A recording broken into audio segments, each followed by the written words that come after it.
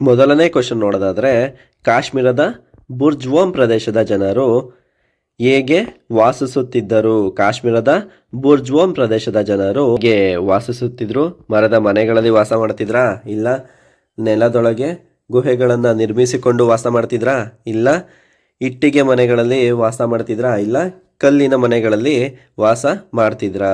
ಈ ಕಾಶ್ಮೀರದ ಬುರ್ಜ್ವಾಮ್ ಪ್ರದೇಶದ ಜನರು ನೆಲದೊಳಗೆ ಗುಹೆಗಳನ್ನು ನಿರ್ಮಿಸಿಕೊಂಡು ವಾಸ ಮಾಡ್ತಿದ್ರು ಅಂತ ಹೇಳ್ಬೋದಾಗಿದೆ.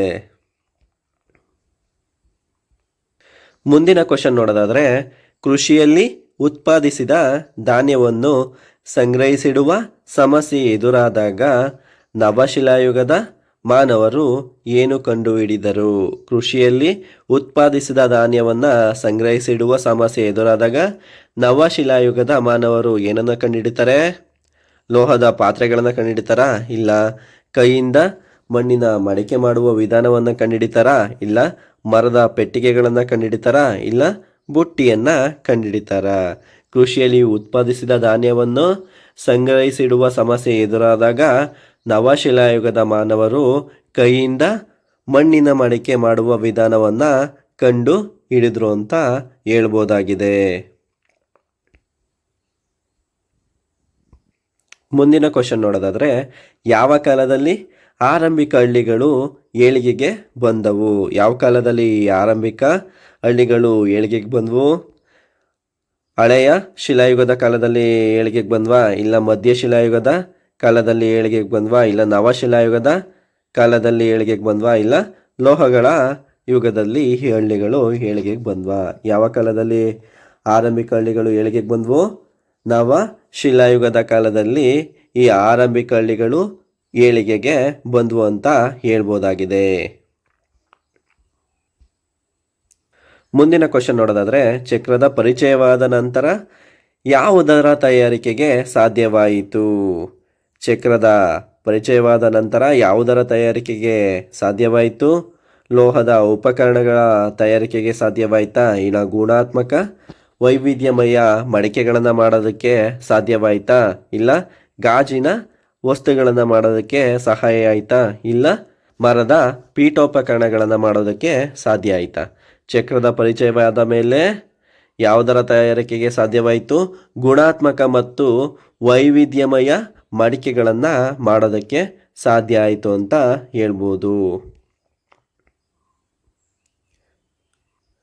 ಮುಂದಿನ ಕ್ವಶನ್ ನೋಡೋದಾದರೆ, ನವಶಿಲಾಯುಗದಲ್ಲಿ ಯಾವ ರೀತಿಯ ಆಯುಧಗಳನ್ನು ಬಳಸ್ತಾ ಇದ್ರು?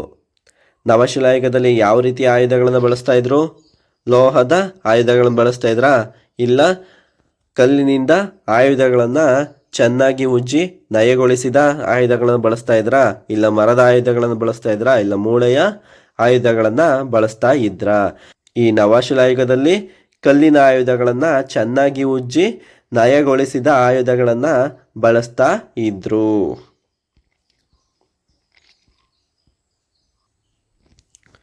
ಮುಂದಿನ ಕ್ವಶನ್ ನೋಡೋದಾದರೆ, ನವಶಿಲಾಯುಗದ ನೆಲೆಗಳು ಕಂಡು ಬಂದಿರುವ ಕರ್ನಾಟಕದ ಪ್ರದೇಶಗಳು ಯಾವುವು? ನವಶಿಲಾಯುಗದ ನೆಲೆಗಳು ಕಂಡು ಬಂದಿರುವ ಕರ್ನಾಟಕದ ಪ್ರದೇಶಗಳು ಯಾವ್ಯಾವು? ಹರಪ್ಪ ಮತ್ತು ಮೊಹೆಂಜೊದಾರೋ ಕಂಡು ಬರುತ್ತಾ? ಇಲ್ಲ ಬನಹಳ್ಳಿ, ಬ್ರಹ್ಮಗಿರಿ, ಬೂದಿಯಾಳ, ಆಳೂರು ಮತ್ತು ಪಿಂಕ್ಲಿಯಾಳ, ಟಿ ನರಸೀಪುರ, ಉಳೂರ? ಇಲ್ಲ ದೆಹಲಿ ಮತ್ತು ಮುಂಬೈಯ? ಇಲ್ಲ ಪಾಟಲಿಪುತ್ರ ಮತ್ತು ತಕ್ಷಶಿಲೆನ?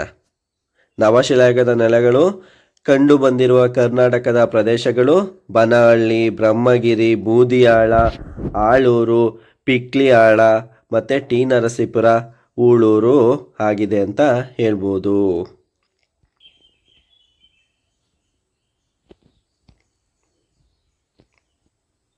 ಮುಂದಿನ ಕ್ವಶನ್ ನೋಡೋದಾದರೆ, ಸಾಮಾನ್ಯವಾಗಿ ನವಶಿಲಾಯುಗದ ಕಾಲವನ್ನು ಎಷ್ಟು ವರ್ಷಗಳಿಂದ ಗುರುತಿಸಬಹುದು? ಸಾಮಾನ್ಯವಾಗಿ ನವಶಿಲಾಯುಗದ ಕಾಲವನ್ನು ಎಷ್ಟು ವರ್ಷಗಳಿಂದ ಗುರುತಿಸಬಹುದು? 5 ಲಕ್ಷದಿಂದ 12,000 ವರ್ಷಗಳವರೆಗ?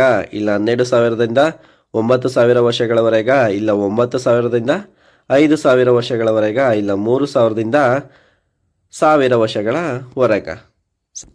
ಸಾಮಾನ್ಯವಾಗಿ ನವಶಿಲಾಯುಗದ ಕಾಲವನ್ನು 9,000ದಿಂದ 5,000 ವರ್ಷಗಳವರೆಗೆ ಗುರುತಿಸಲಾಗಿದೆ ಅಂತ ಹೇಳ್ಬೋದು.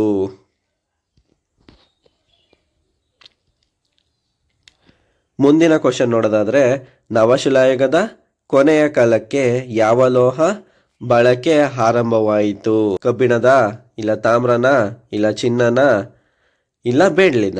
ಯಾವುದು? ನವಶಿಲಾಯುಗದ ಕೊನೆಯ ಕಾಲಕ್ಕೆ ತಾಮ್ರಲೋಹದ ಬಳಕೆ ಆರಂಭವಾಯಿತು ಅಂತ ಹೇಳ್ಬೋದಾಗಿದೆ. ಮುಂದಿನ ಕ್ವಶನ್ ನೋಡೋದಾದರೆ, ಮೊದಲು ಮಾನವರು ಬಳಸಿದ ಲೋಹ ಯಾವುದು? ಮೊದಲು ಮಾನವರು ಬಳಸಿದ ಲೋಹ ಯಾವುದು? ಕಬ್ಬಿಣನ, ಇಲ್ಲ ತವರನ, ಇಲ್ಲ ತಾಮ್ರನ, ಇಲ್ಲ ಕಂಚ? ತಾಮ್ರವನ್ನು ಮಾನವರು ಮೊದಲ ಬಾರಿಗೆ ಬಳಸಿದ ಲೋಹ ಅಂತ ಹೇಳ್ಬೋದಾಗಿದೆ.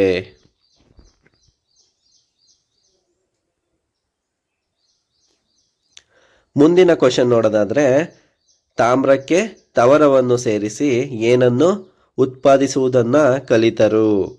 ತಾಮ್ರಕ್ಕೆ ತವರವನ್ನು ಸೇರಿಸಿ ಏನನ್ನು ಉತ್ಪಾದಿಸಲು ಕಲಿತರು? ಕಬ್ಬಿಣ ಉತ್ಪಾದನೆಯನ್ನು ಕಲಿತ್ರ, ಇಲ್ಲ ಕಂಚಿನ ಉತ್ಪಾದನೆಯನ್ನು ಕಲಿತ್ರ, ಇಲ್ಲ ಚಿನ್ನದ ಉತ್ಪಾದನೆಯನ್ನು ಕಲಿತ್ರ, ಇಲ್ಲ ಬೆಳ್ಳಿಯ ಉತ್ಪಾದನೆಯನ್ನು ಕಲಿತ್ರ? ತಾಮ್ರಕ್ಕೆ ತವರವನ್ನು ಸೇರಿಸಿ ಕಂಚಿನ ಉತ್ಪಾದನೆಯನ್ನು ಉತ್ಪಾದಿಸಲು ಕಲಿತರು ಅಂತ ಹೇಳ್ಬೋದು.